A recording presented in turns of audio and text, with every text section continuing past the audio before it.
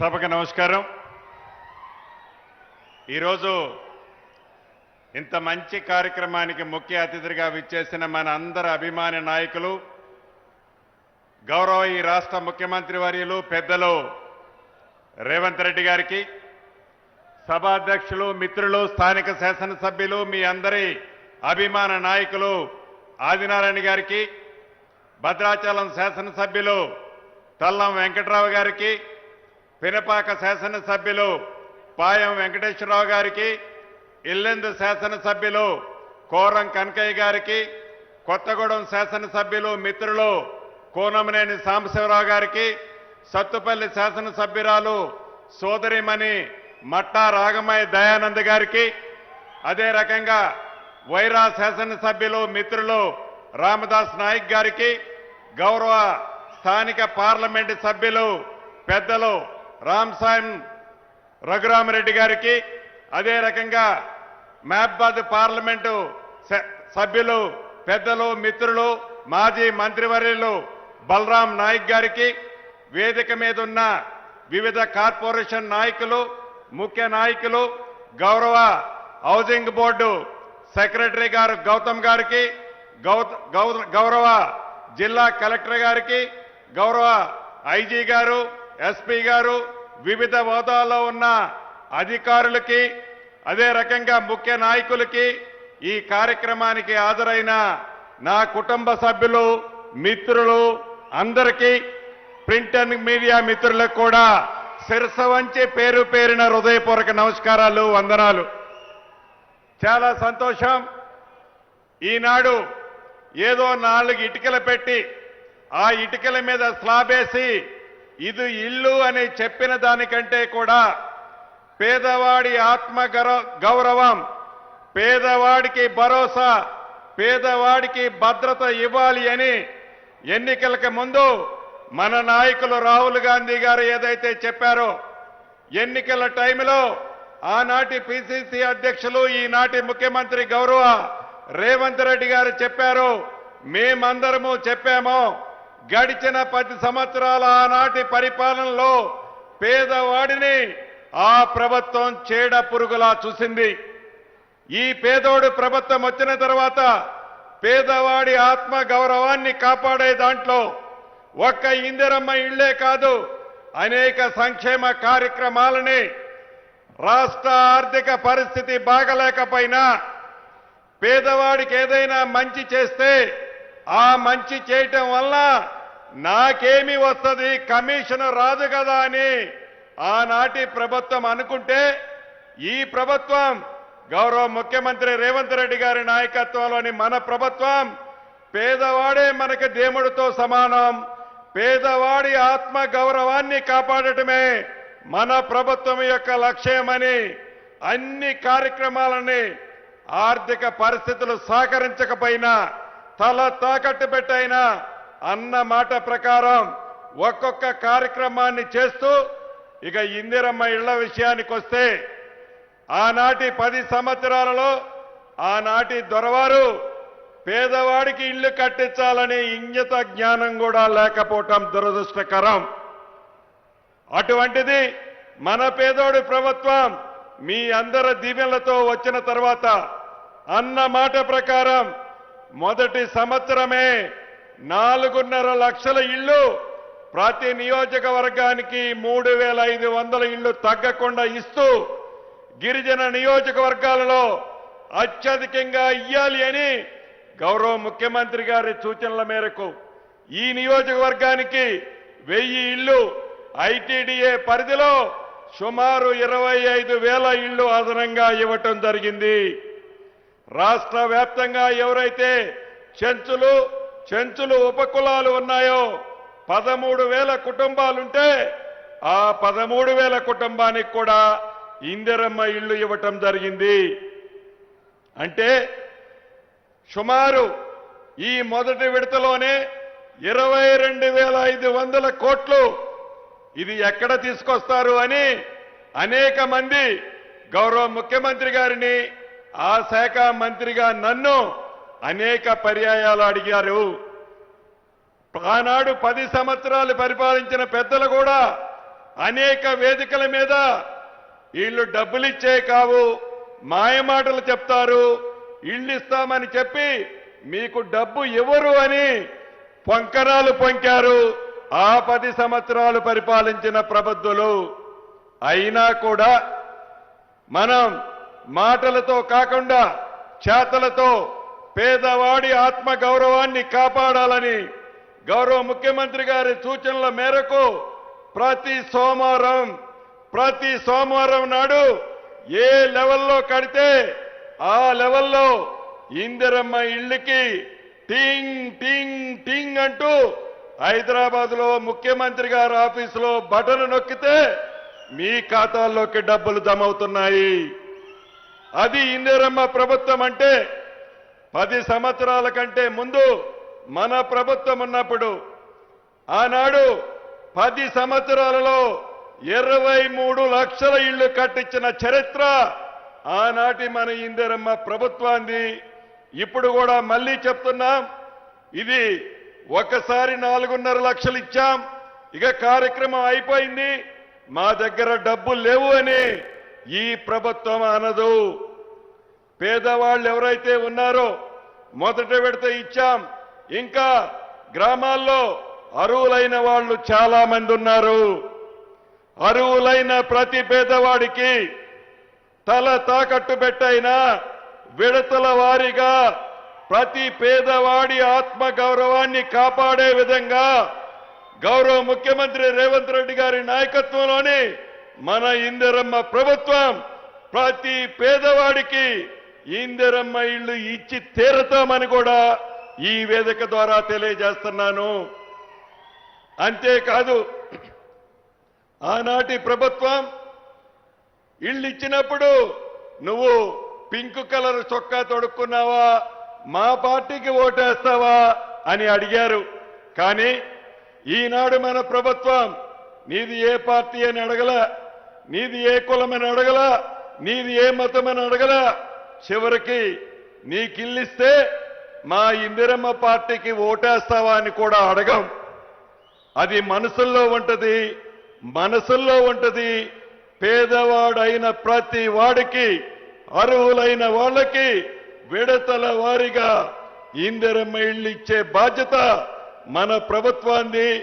మరొక్కసారి ఈ ఇందిరమ్మ ఇళ్ళ కార్యక్రమానికి ఆనాడు శంకుస్థాపన రూపంలో వచ్చింది. ఇదే భద్రాద్రిలో గౌరవ ముఖ్యమంత్రి రేవంత్ రెడ్డి గారు వచ్చారు.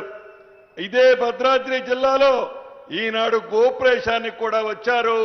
మీ అందరి పక్షాన గౌరవ ముఖ్యమంత్రి గారికి మీ చప్పట్ల ద్వారా అభినందనలు, కృతజ్ఞతలు తెలియజేస్తున్నాను. ఇక సంక్షేమ కార్యక్రమాలకు వస్తే ఇది గిరిజన ప్రాంతం. ఒక గిరిజన ప్రాంతమే కాదు, ఆడబిడ్డల్ని 1 కోటి మందిని కోటీశ్వరులు చేయాలని ఆనాడు డ్వాక్రా గ్రూపులకి 0 వడ్డీతో ఆ ప్రభుత్వం రుణాలే ఇవ్వల. మన ప్రభుత్వం వచ్చిన తర్వాత మొదటి సంవత్సరం 24,000 కోట్లు ఇచ్చాం. ఈ సంవత్సరం కూడా 22-23 కోట్లు ఇవ్వటానికి యంత్రాంగం సిద్ధంగా ఉంది. అంతేకాదు, ఆడబిడ్డలకి ఇందాక సాంబశివరావు గారు చెప్పినట్లు 200 యూనిట్లు ఉచిత కరెంటు ఇస్తున్నాం. 500 రూపాయలకే గ్యాస్ మొద్దు ఇస్తున్నాం. మొన్న ఉగాది నుంచి సన్న బియ్యం, పెద్దోళ్లు తినే సన్న బియ్యం నా పేద కుటుంబం తినాలని గౌరవ ముఖ్యమంత్రి రేవంత్ రెడ్డి గారి సూచనలతో సన్న బియ్యం ఇచ్చే కార్యక్రమానికి శ్రీకారం చుట్టాం. అంతేకాదు, 10 సంవత్సరాలలో రేషన్ కార్డు ఇవ్వాలనే జ్ఞానం కూడా ఆనాటి ప్రబుద్ధులకి రాకపోతే రాష్ట్ర వ్యాప్తంగా 7 లక్షలు కొత్త కార్డులు ఇచ్చాం. పాత కార్డులలో 17 లక్షల మందికి పాత కార్డులలో పేర్లు ఎక్కించాం. రైతన్నని రాజు చేసే దాంట్లో సన్న వడ్లకి మద్దతు ధరతో పాటు ఒక విడత 500 రూపాయల క్వింటాలకి బోనస్ ఇచ్చాం. రెండో విడత కూడా రాబోయే కొద్ది రోజుల్లో గౌరవ ముఖ్యమంత్రి గారు మీ రైతన్నలందరికీ బోనస్ కూడా ఇవ్వబోతుంది మన ప్రభుత్వం. అంతేకాదు ప్రభుత్వం వచ్చిన మొదటిలోనే 9 నెలల్లో 21,000 కోట్లు 65 లక్షల మంది రైతన్నులకి 2 లక్షల రూపాయల వరకు రుణమాఫీ చేశాం.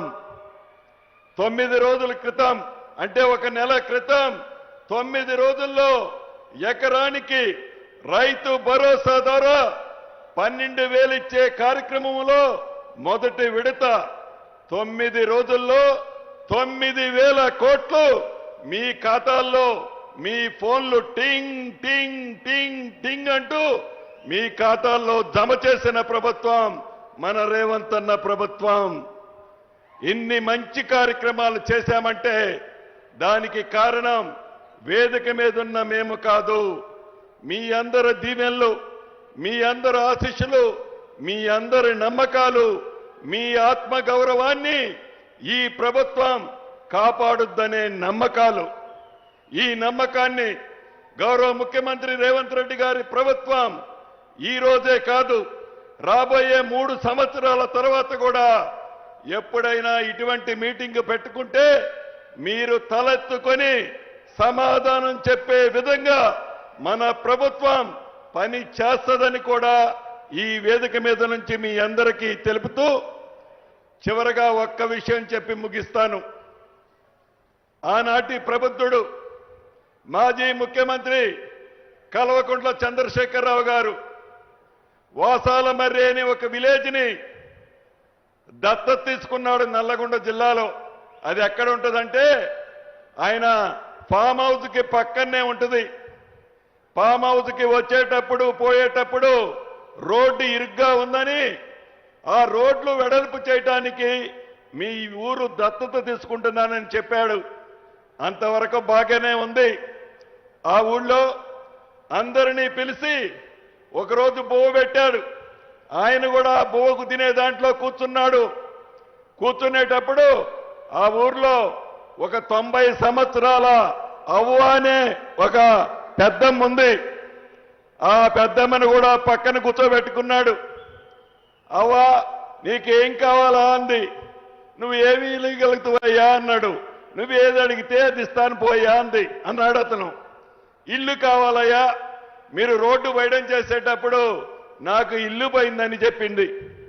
కానీ ఇల్లు ఇస్తానని చెప్పి ఆవకే కాదు ఆ ఊళ్ళో ఒక్క ఇల్లు కూడా ఇలా ముఖ్యమంత్రిగా దత్తత తీసుకున్న గ్రామం.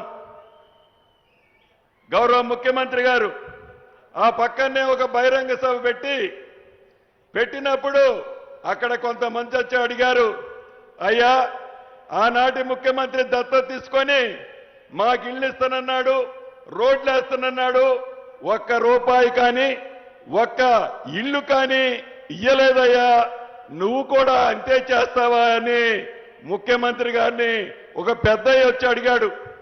ముఖ్యమంత్రి గారు నవ్వుతూ నేనే పక్కనున్న బుధం తట్టి ఈ 2-3 రోజుల్లో ఈ మంత్రి గారు వస్తాడు, మీ అందరికీ ఆ ముఖ్యమంత్రి ఏదైతే మాటలు ఇచ్చి వదిలేశాడో ఈ ముఖ్యమంత్రి ప్రతినిధిగా మా మంత్రి గారు వస్తాడు, మీ అన్ని కోరికలు నెరవేరుస్తాడని చెప్పాడు.